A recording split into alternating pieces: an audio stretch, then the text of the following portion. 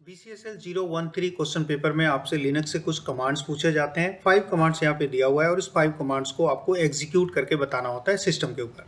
कई बार ऐसा भी होता है कि वो सिस्टम प्रोवाइड नहीं करते हैं, तो आपको पेपर के ऊपर इसको राइट करके बताना होता है। इसका सिंटेक्स या इसके एग्जाम्पल्स आप राइट करके समझा सकते हो, बता सकते हो। वो वाइवा में भी इस तरह के कमांड्स आपसे पूछ सकते हैं, तो आपको बताना है इस कमांड का यूज़ क्या है। राइट। तो देखो, मैं आपको यहाँ पर इस ऐसे बहुत सारे कमांड्स को रन करके बताऊंगा। किस तरह के सॉफ्टवेयर में रन करना चाहिए ये भी मैं आपको बताऊंगा। देखो, यदि आपके सिस्टम में लिनक्स ऑपरेटिंग सिस्टम है तो आप इसको ईजिली रन कर सकते हो। यदि नहीं है तो इसकी प्रैक्टिस आप ऑनलाइन कर सकते हो।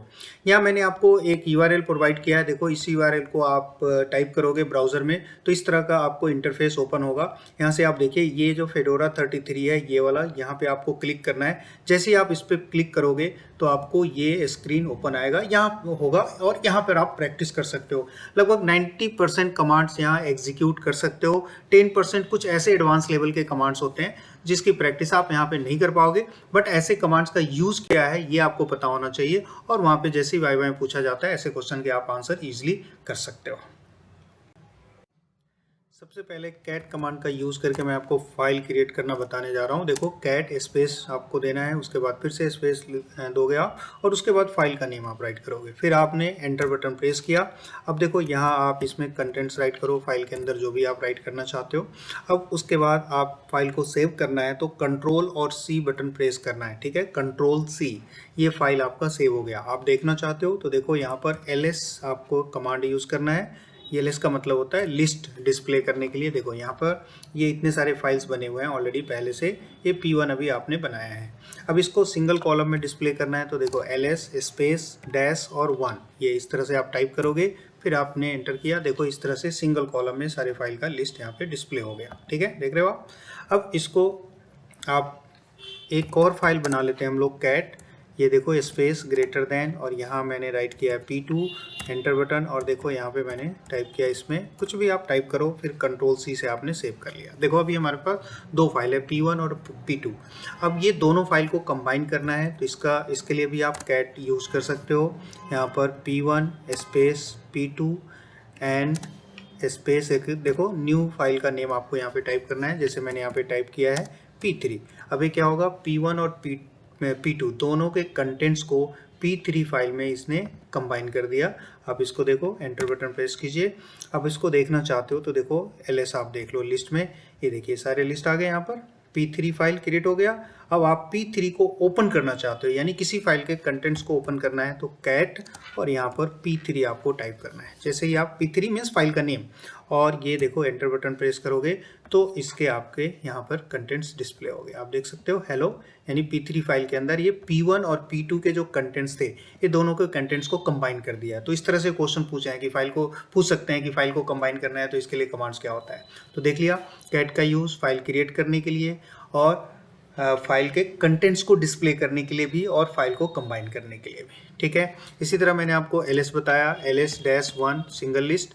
इसी तरह LS का एक और यूज़ है, LS और स्पेस डैश L आप यहाँ टाइप करते हो तो आप देख सकते हो, जैसे ही L आपने टाइप किया, ये यहाँ पर देखिए जितने भी फाइल बनाया हुआ है डेट और टाइम के साथ डिस्प्ले कर रहा है, यानी ये कंप्लीट डिटेल, L का मतलब है जो लिस्ट है उसका डिटेल भी यहाँ पर शो करेगा, यानी कब फाइल आपने बनाया, इस फाइल का परमिशन क्या है, डेट, टाइम, साइज, एवरीथिंग।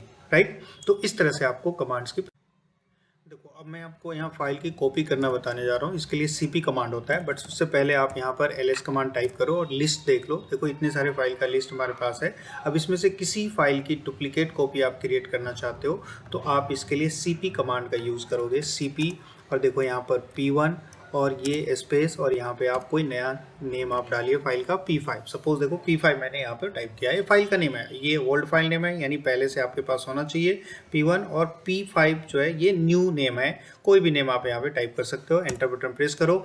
ये देखो, एक कॉपी ये ऑलरेडी क्रिएट हो चुका है। आप इसको देखना चाहते हो तो LS आपको टाइप करना है। ये देखो, फिर से यहाँ पे आपके स्क्रीन पे डिस्प्ले हो रहा है, P5 क्रिएट हो गया। अब इसके कंटेंट्स को देखना चाहते हो तो कैट P5 से आप इसके कंटेंट्स ओपन करके देख सकते हो। ठीक है, समझ में आया। अब देखो, इस फाइल को एक मूव कमांड के हेल्प से भी कर सकते हो। यहाँ पे मूव और ये P1, और यहाँ मैंने राइट किया है राज। ठीक है, मूव P1 राज। अब देखो इसमें क्या होगा, आप यहाँ देख सकते हो, LS करके देखिए, यहाँ पे अब P1 रिमूव हो चुका है, आप देख रहे हो। तो जब आप जो सोर्स फाइल है यानी ओल्ड फाइल है, इसको रिमूव करना होगा। इसको कह सकते हो कि ये यहाँ पर जो P1 का कंटेंट था उसने मूव कर दिया किस में, राज में। यानी आप राज को ओपन करोगे तो ये P1 के कंटेंट्स मिलेगा, लेकिन जो P1 फाइल है वो यहाँ से रिमूव हो चुका है, ठीक है। यानी ये मूव का मतलब होता है फाइल ये रिमूव हो जाएगा सोर्स फाइल, और उसके कंटेंट्स जो डेस्टिनेटेड फाइल है यानी राज में वो मूव हो गया, तो पेस्ट हो गया, आप ऐसा कह सकते हो। लेकिन आप सिर्फ रिमूव करना चाहते हो तो इसके लिए rm कमांड होता है, rm, और यहाँ जैसे फाइल P2 आपने फाइल नेम टाइप किया है तो ये रिमूव हो जाएगा। देखना चाहते हो ls कमांड टाइप कीजिए और देखिए यहाँ से P2 रिमूव हो चुका है। क्लियर। देखो नेक्स्ट कमांड है ln कमांड। ln कमांड दो फाइल के बीच लिंक क्रिएट करता है। इसका मतलब क्या है कि सबसे पहले एक न्यू फाइल क्रिएट करेगा, यानी सीपी कमांड की तरह काम करता है, यानी फाइल की एक न्यू कॉपी बनाता है, बट दोनों के बीच लिंक एस्टेब्लिश होता है। इसको समझने के लिए हम लोग एक एग्जाम्पल लेते हैं यहाँ, जैसे आप देख लो। सबसे पहले फाइल का लिस्ट मैंने चेक कर लिया, यहाँ पर इतनी सारी फाइल बनी हुई है। आप किसी एक फाइल को ओपन करके देख लो, cat P1, ये मैं ओपन करके देख रहा हूँ कि इसके अंदर कंटेंट्स क्या है। हेलो एंड थैंक्स इसके अंदर लिखा हुआ है।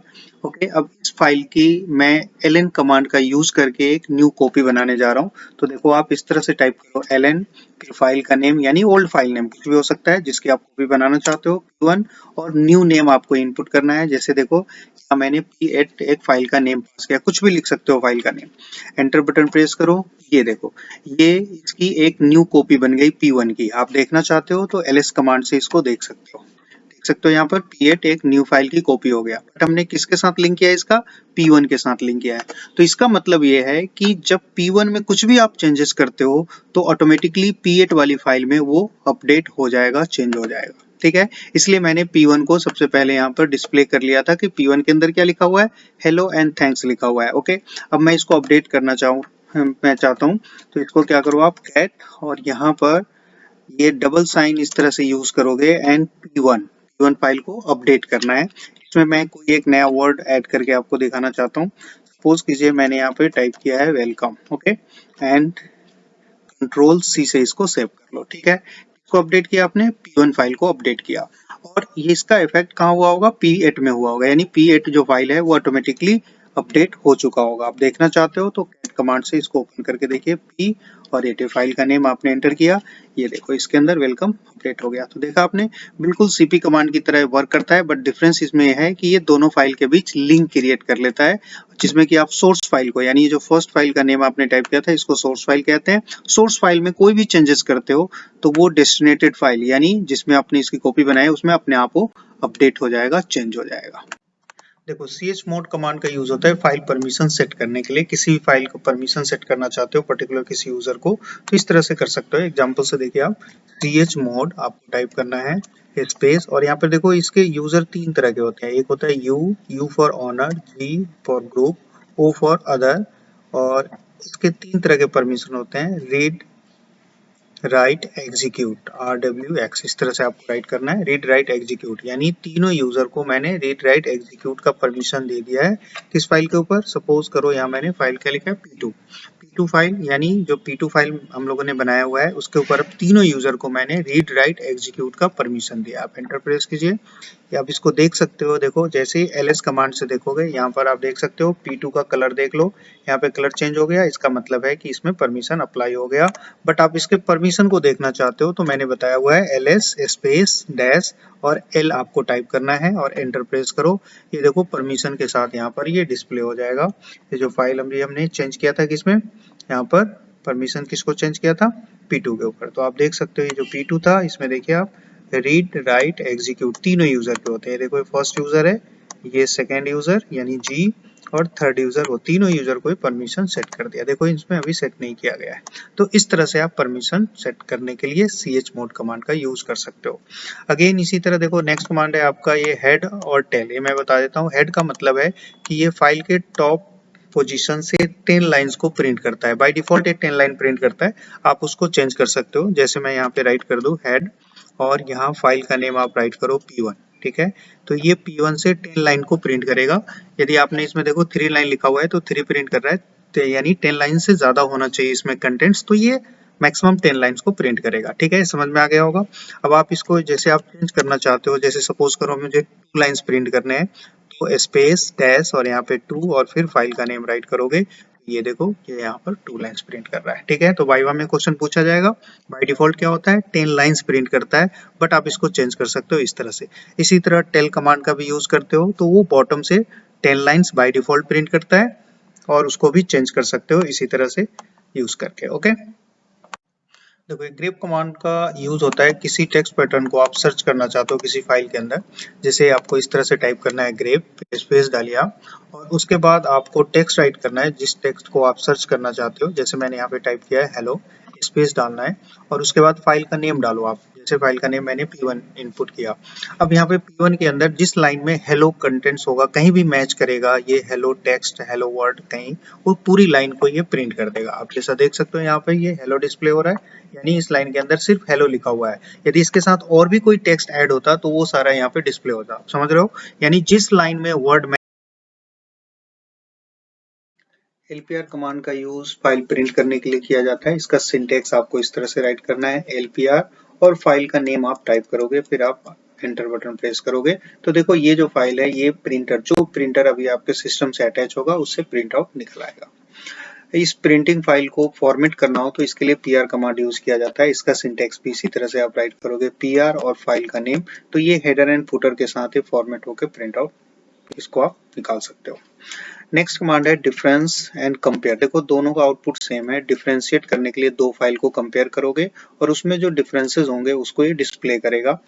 बट इसमें दोनों में डिफरेंसेस क्या है ये आपके वाइवा के लिए इंपॉर्टेंट हो सकता है, तो मैं आपको बता दूं कि ये जो डिफ कमांड है DIFF ये लाइन बाय लाइन कंपेयर करता है। याद रखना, लाइन बाय लाइन कंपेयर करता है। और ये जो कमांड है ये क्या करता है बाइट बाय बाइट कंपेयर करता है, जैसा कि आप देख सकते हो बाइंडिंग फाइल के ऊपर अप्लाई होता है। तो इसका सिंटेक्स बिल्कुल सेम है। DIFF डिफ कमांड यूज करना है, उसके बाद फर्स्ट फाइल का नेम देन सेकेंड फाइल का नेम आपको राइट करोगे और एंटर बटन प्रेस करोगे। दोनों में यदि कोई डिफरेंसेस है यानी जो इसके लाइन में डिफरेंसेस हो गए उस लाइन को ये प्रिंट कर देगा, अदरवाइज कुछ भी डिस्प्ले नहीं करेगा। CMP में भी इसी तरह से CMP टाइप करना है, उसके बाद ये फर्स्ट फाइल का नेम एंड सेकेंड फाइल का नेम आप टाइप करोगे। ये देखो ये दोनों फाइल को कंपेयर करके ये डिस्प्ले कर देगा। ओके, देखो इस OD कमांड के हेल्प से आप किसी फाइल के कंटेंट्स को ऑक्टल या हेक्साडेसिमल में डिस्प्ले कर सकते हो। इसका सिंटेक्स इस तरह से राइट करना है आपको OD स्पेस और उसके बाद फाइल का नेम। सपोज कीजिए मैंने यहाँ पे P1 प्रेस किया और एंटर बटन हिट करना है। इससे क्या होगा जो इसका कंटेंट्स होगा यानी P1 फाइल के अंदर वो सब बाय डिफॉल्ट क्या होगा ऑक्टल फॉर्मेट में डिस्प्ले करता है। यदि आप इसको हेक्सा में डिस्प्ले करना चाहते हो तो आपको राइट करना है OD स्पेस X, ये पैरामीटर आपको पास करना है। उसके बाद फाइल का नेम आप टाइप करोगे और फिर से एंटर बटन आप हिट करोगे तो ये इसका आउटपुट क्या आएगा हेक्सा फॉर्मेट में, यानी फाइल का जो कंटेंट्स होगा उसको हेक्सा में ये डिस्प्ले करेगा। ओके, फाइल कमांड का यूज किया जाता है चेक करने के लिए कि जो आपने फाइल बनाया उसका टाइप क्या है। इसका सिंपल सिंटेक्स है, आपको इस तरह से राइट करना है फाइल और यहाँ फाइल का नेम आप पास करोगे P1 और एंटर बटन प्रेस कीजिए। ये क्या करेगा जिस टाइप का फाइल है वो डिस्प्ले करेगा। जैसे अभी ये डिस्प्ले करेगा ASCII टेक्स्ट फाइल है तो ये ASCII टेक्स्ट फाइल इस तरह से आपका डिस्प्ले करेगा। ठीक है, अब देखो फाइंड कमांड का यूज होता है किसी फाइल को फाइंड करना है आपको किसी डायरेक्टरी के अंदर किसी पाथ के अंदर, तो आप सर्च कर सकते हो। जैसे कि एग्जांपल से आप देख लो इसको फाइंड, और यहाँ एक फाइल का नेम मैंने पास किया है P1। जैसे P1 फाइल को सर्च करना है, यदि ये फाइल एग्जिस्ट होगा तो ये लिस्ट इसका डिस्प्ले हो जाएगा, यानी P1 के नेम से जितने भी फाइल होंगे सबका लिस्ट डिस्प्ले हो जाएगा। ओके, नेक्स्ट कमांड है आपका WC यानी वर्ड काउंट, यानी आप ये काउंट करना है किसी फाइल में कितने कैरेक्टर्स है, कितने वर्ड्स है, कितने लाइंस है, तो इसके लिए WC कमांड आप यूज कर सकते हो। देखो यहाँ पे आपको इसका सिंटेक्स इस तरह से राइट करना है WC और फाइल का नेम, तो ये क्या करेगा ये लाइन काउंट करेगा, वर्ड काउंट करेगा और कैरेक्टर काउंट करेगा, तीनों काउंट करके बताएगा। यदि आप ये चाहते हो कि कोई एक पर्टिकुलर चीज आपको काउंट करना है जैसे वर्ड्स काउंट करने हैं, तो इसके लिए आपको कमांड इस तरह से राइट करना है WC और यहाँ पे स्पेस के बाद ये W और उसके बाद फाइल का नेम आपको टाइप करना है। ये क्या करेगा ये वर्ड काउंट करेगा। यदि आप लाइन काउंट करना चाहते हो तो WC स्पेस डाल के आपको L टाइप करना है। देखो यहाँ पे स्पेस लिखना है, ये ध्यान रखिए आप, यहाँ पर स्पेस नहीं है, ये डैश L और यहाँ पर P1, तो ये क्या करेगा लाइन को ये काउंट करेगा।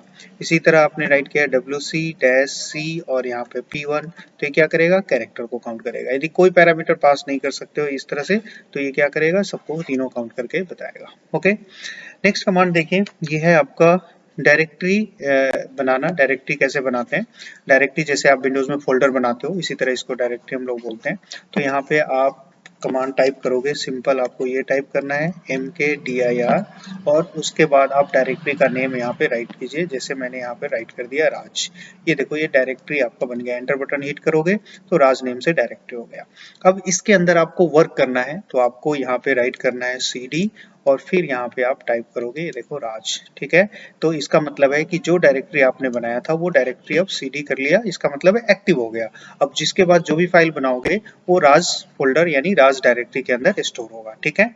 अभी आप राज डायरेक्टरी से वापस आना चाहते हो, यानी अभी हमारा राज डायरेक्टरी एक्टिव है, फिर इससे वापस आना चाहते हैं तो आपको ये राइट करना है cd स्पेस और उसके बाद ये डॉट डॉट आपको प्रेस करना है, यहाँ पे स्पेस जरूर डालोगे, ठीक है। उसके बाद आप जैसे ही ये हिट बटन प्रेस करोगे तो जो राज डायरेक्टरी आपने बनाया था उससे आप बाहर आ गए।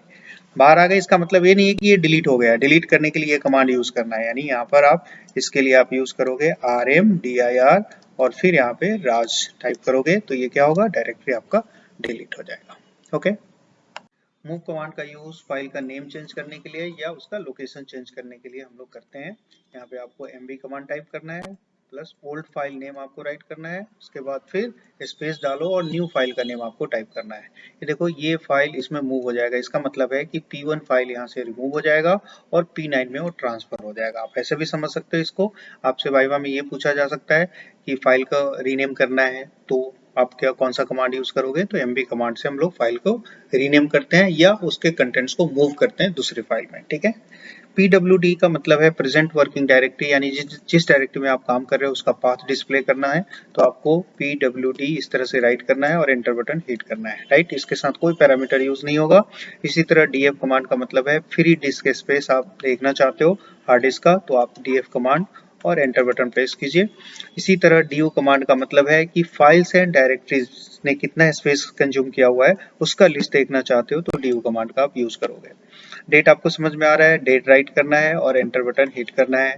पासवर्ड का मतलब है कि यदि आप पासवर्ड चेंज करना चाहते हो, देखो यहाँ पे पास wd, ये ध्यान रखना है कि ये कमांड है, इसी तरह से आपको यूज करना है। इसका सिंटेक्स है ये देखिए पास wd, जैसे ही आप टाइप करोगे तो आपसे वो यूजर नेम सॉरी पासवर्ड आपको टाइप करना है, ओल्ड पासवर्ड, फिर न्यू पासवर्ड आप टाइप करोगे और इस तरह से आपका पासवर्ड चेंज हो जाएगा। जनरली जैसे आप अदर एप्लीकेशन में करते हो पासवर्ड चेंज, इसी तरह इसमें कमांड टाइप करने के बाद वो आपका पासवर्ड चेंज हो जाएगा।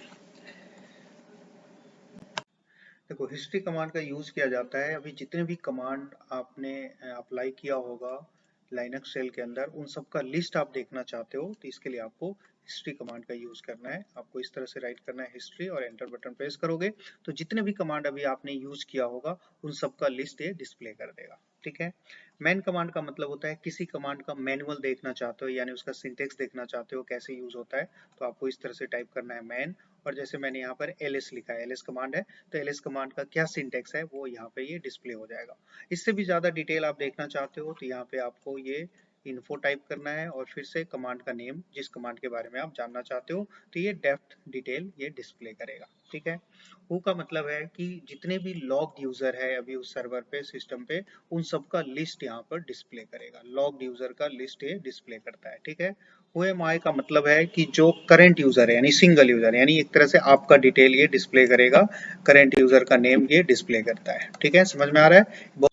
देखो टॉप कमांड का यूज किया जाता है सीपीयू के अंदर जितने भी रनिंग प्रोसेस है उसका स्टेटस चेक करने के लिए। जैसे आप विंडोज में टास्क मैनेजर यूज करते हो, आप टास्क मैनेजर जब आप डिस्प्ले करते हो तो जितने भी रनिंग प्रोसेस है वो डिस्प्ले होता है और साथ साथ उसकी सारी डिटेल्स भी डिस्प्ले होता है।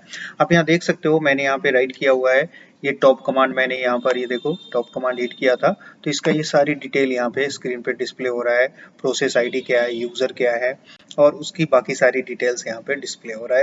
नेक्स्ट कमांड है अप टाइम। इस कमांड की हेल्प से आप ये देख सकते हो कि कितने लॉन्ग टाइम से सिस्टम आपका ऑन है यानी वर्किंग मोड में है, तो ये आप देखना चाहते हो तो आपको इस तरह से टाइप करना है up time and enter button hit करना है और डिस्प्ले हो जाएगा।